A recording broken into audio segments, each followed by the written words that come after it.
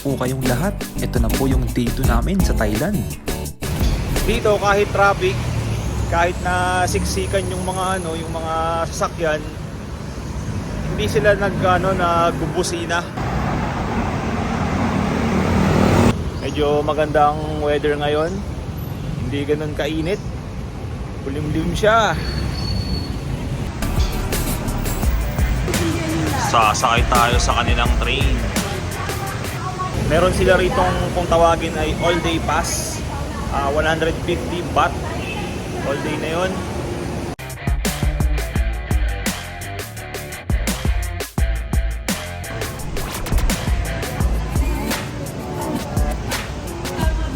Siyempre, kailangan nating sumunod sa patakaran ng pagpasok at paglabas ng train. Ayan, sundan natin yung mga araw. Yang itim para sa mga papasok at yung dilaw para naman sa mga lalabas. At na-experience na nga namin na sumakay sa kanilang train. At dahil turista nga kami, hindi namin may iwasan ay kumpara ang kanilang train sa Pilipinas. Tignan na lang din ang mga tao sa paligid namin. Bahala kayo dyan. Yung feeling na kami lang yung maingay, kami lang yung nagkakwentuhan. Pupunta pala kami ngayon sa mga temple. Bawal ang mga naka-short, bawal ang mga naka-chinelas. Ayan, naka-chinelas ba kayo? Ayan.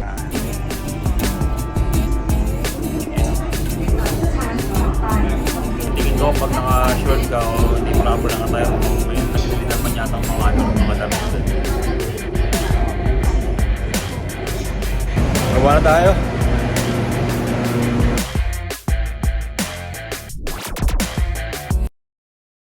Kinausap ng mga kasama ko yung tindera. Mukha yatang naligaw kami.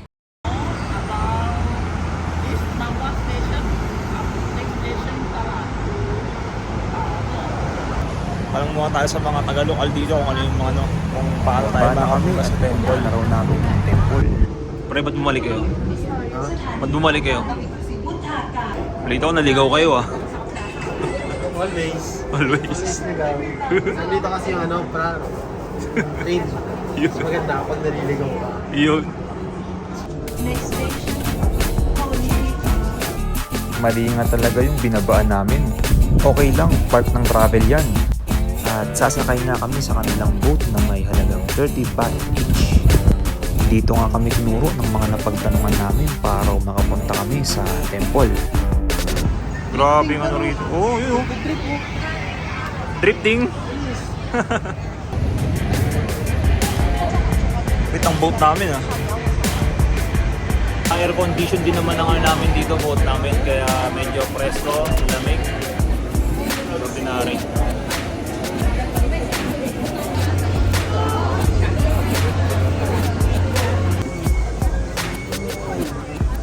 Nandito na tayo ngayon sa Wat Arun Pier.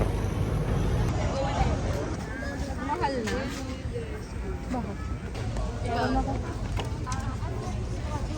200 baht yung price ng ticket per person. Tapos libre na yung water. Free water. Alright.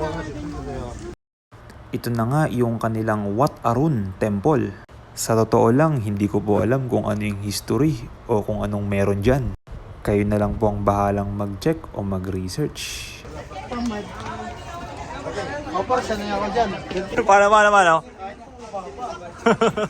Yan, nakita tayo. Medyo matarik ang pagka-construct ng hagdan dito. Buti naman sarado rito. Nakakatakot din talaga kapag inakyat mo to. Ang tarik.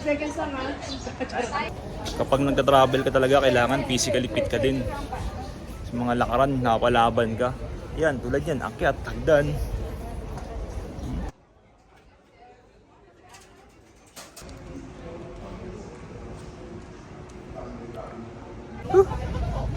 Medyo ramdam na yung init kahit pulimlim. Kape muna tayo. Cappuccino. Init na sa labas kaya chill muna tayo sa loob. Chill muna sa loob. Kape. Iwan ko ang manikot.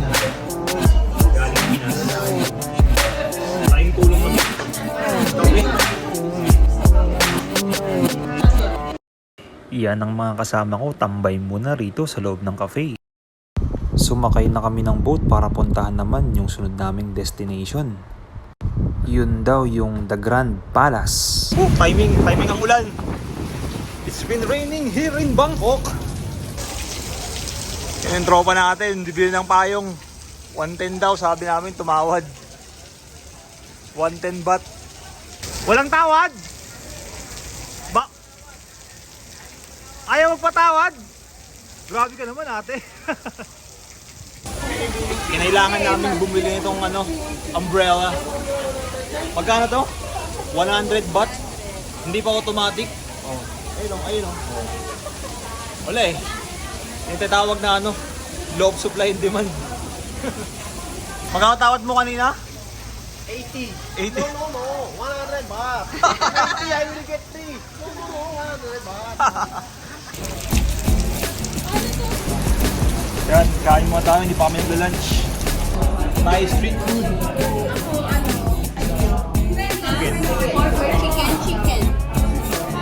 Chicken. My pet cat. Large. Pork or chicken? Chicken. This one. Kapag kakain ka rito, meron silang free juice. Sige na, Yan. bye. Tap view, tingnan natin. I love you. Picture mo nila syempre ang pagkain ng Thai. Thai food sa binili nila. Big size, fried chicken. With fried rice. Kain na! It's big.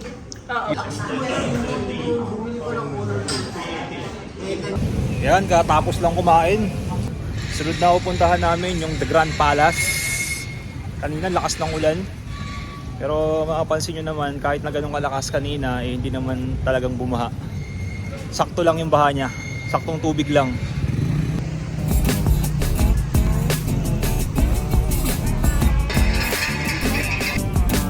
Sobrang dami rin talaga ng temple dito sa Bangkok, Thailand. Ayun yung mga madalas pinupuntahan ng mga turista rito. The Grand Palace. Grand Palace. Balita ko maganda raw dun Ayun ba yung talagang, ito ba yung pinakasikat dito? Pinakasikat na palace dito. Kaya, yung mga tropa natin, kamustahin mo? Ang ganda ng CR nila rito, no? Siguro naman walang bahay ng CR dito, no? Walang 5 at 10. Okay ba yung urinal na ihian mo? Okay, parang di Wala masyadong ba? Wala bang mga bubble gum mo kaya mga Wala. O kaya mga Par. buhok? Walang ma-OP doon kasi dikit-dikit eh. Kapag papasok talaga sa mga gantong place, kailangan talaga sumusunod ka rin sa requirements nila eh. Sa damit, may mga dress code sila. Pwede na ba to? Pwede yan, ganyan. Wag lang yung medyo showy. 500 baht each ang ang price ng ticket dito sa Grand Palace. Talagang na-preserve nila yung gantong mga structure, no? Sabi nga nila hindi raw kompleto ang Bangkok trip mo kapag kapag hindi ka nakapunta rito sa The Grand Palace.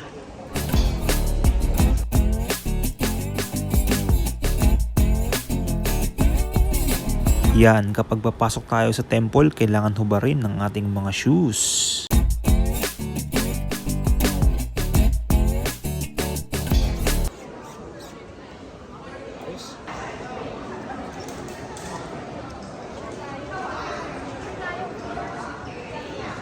Hindi siya real gold, pintura lang siya. Kulay ginto lang talaga.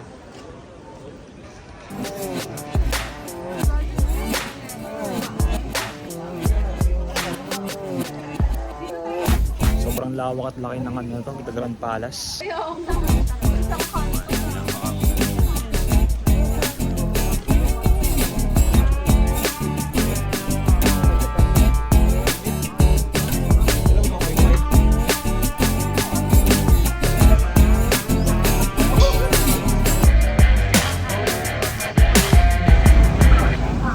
Babalik! Grabe, nakakapagod ang biyahe na yun. Kapalaban talaga. Sa di inaasahang pangyayari, napahiwalay kami sa mga kasama namin. Magkikita na lang daw kami sa Pratunam. Sinubukan namin sumakay sa tuktok.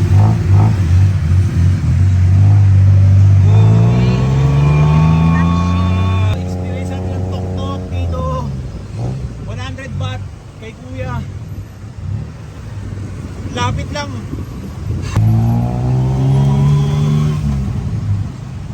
Parang nasa Divisoria ka lang eh. Oo, di ba? Sige, pili lang. Pili lang. Here, here.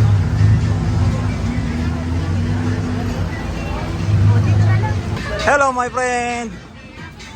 Oh, Pratong Nam Market, Thailand.